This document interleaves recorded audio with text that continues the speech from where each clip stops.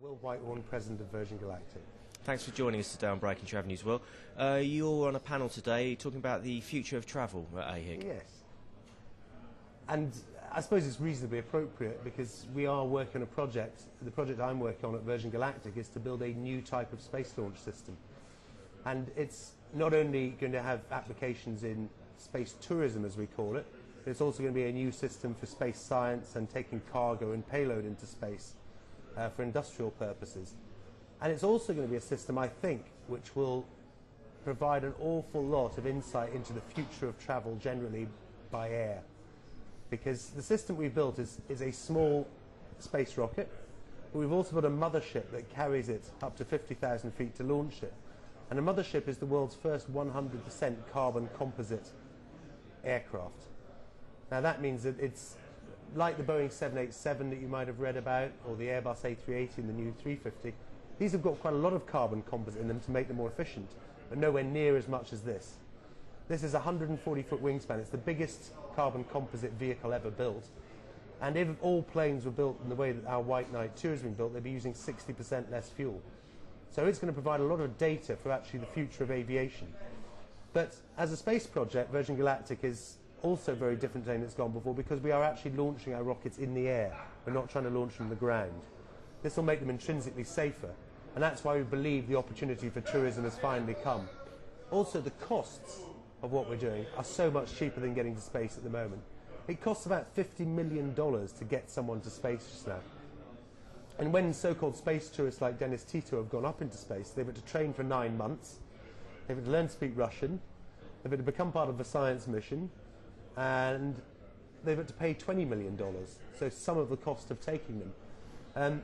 This is $200,000 a flight, so it is actually just at the edge of affordability. It's about the same price to do this trip, fun enough, as to climb right to the top of Mount Everest. And if you look at the number of people that do that every year, you get a couple of hundred people every year that do that. And what we're trying to do is create an experience for people which is out of this world, literally. They'll go into space, they'll see the curvature of the Earth, they'll experience weightlessness and be able to move around the cabin. They'll get all of that, everything that they've seen in the movies will happen. But they'll only have to do 3 days training, and they'll only have to spend $200,000, and hopefully we can get that price down over time. What sort of timeline are we talking about, Will? Well, the timeline has been going on for quite a long time already now. We started the project properly in 2005 at the design phase of the system, after a prototype had successfully flown to space and won a prize of $10 million called the X Prize. So the prototype flew in 2004, design phase of this 2005-06. We've just started testing the mothership that carries the space rocket up. That began test flying a few months ago. We'll start test flying the spaceship at the end of this year. We'll fly the spaceship into space about a year later. Then we have to go through a process with the Federal Aviation Authority of getting the license, and then we'll start flying with regular customers. And we've got about 300 customers so far. They've paid about $40 million in deposits. Right. And how does this experience differ from other space trips? There are other tour operators out there. Well, there are. I mean, there are other people selling tickets. There are other people selling tickets. But nobody's building anything. Yeah. And nobody's tested anything. So, in reality, you've only got one place to go if you want to do this. You've got 2 places to go. You could ask the Russians, and they'd charge you $20 million if they're prepared to take you at all, or you can pay $200,000 to go with Virgin Galactic. And as I say, we've got about 300 customers now signed up. There are actually no other human-carrying space launch systems being developed now. There's lots of people who've drawn pretty pictures and put them up on the web, but nobody's actually building or testing anything for human-carrying purposes at this moment, which is going to come in the kind of timescale we're coming together. And how the timescale for it, cost coming down to something that's, the average person could afford? How long do you think that would be? Is it possible I think it'll be to put a a figure long on time. It'll take quite a long time to do that, for the simple reason that this has to remain quite exclusive for quite a period of time is Einstein and physics, basically. The physics of getting outside the atmosphere and fighting gravity for that long are such that you just need to produce a lot of energy to do it. Now, we've reduced that considerably. We've reduced the environmental impact by thousands of times with what we're doing. That's why the price has come down so much as well, because we're using a lot less energy than before. but there is a finite limit to how cheap we can make this in the future. I think once we get all of our economies of scale over the first 5 or 6 years, we might get the price down to about $100,000. But I think that'd be about the lowest we'd be able to get it, maybe slightly lower than that. And do you think it's an inevitability that space travel will become mainstream, say, in the next century? That it's almost like going long haul to the Bahamas? That's actually back to predicting about the future of travel.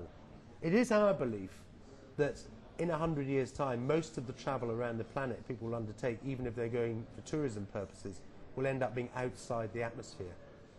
You know, it is quite clear from the debate happening in 2009 about the carbon impact of everything we do, that one of the most sensible things we can do is take as much of our industry outside the atmosphere as possible. That's one of the reasons Virgin's investing in a space launch system. We believe the market is going to mushroom for putting everything from server farms to solar panels to communications in space. Also, why not carry people around the planet outside the atmosphere as well? And we think our system can one day be developed to do just that. So I predict that actually in 100 years' time, that's how we will go long distances around the Earth. We won't go in the atmosphere in metal tubes. We'll go outside the atmosphere in composite or future technology material tubes, which will take us from place to place much more quickly than today. And do you think it's almost, going back to that inevitability, there's only a certain amount of growth that the Earth can produce, and there's a mania within society that you've got to keep growing GDP. Whereas almost for the next step, you need to look beyond just the planet if we are going to continue expanding as a human race. I've always believed that. So, I mean, I do completely think that that's the case. I think that the measures we have for the way that we manage the human experience on the planet are all geared around growth. Now, they're geared around population growth, and that feeds GDP growth. Population growth we've managed to cope with through industrialization and actually through having oil. We're in the area of the world which has really helped to feed the world's population growth because it's provided us with the energy in order to grow our population. Obviously, these things are not going to be feasible at the kind of rates we've seen over the past century and a half. And I think that we are going to have to learn to use the resources outside of this planet much more effectively. And therefore, I think that all predictions that we make about what's going to happen to travel in the future have to all be geared around that basic understanding. But that doesn't mean to say that people will stop travelling. It doesn't mean to say they'll stop staying in hotels. It doesn't mean to stop saying they'll go to Disneyland. It doesn't mean to say they'll stop having adventurous experiences in Africa or the Arctic or wherever it may be that they want to go. It just means we're going to have to learn to do it a bit differently.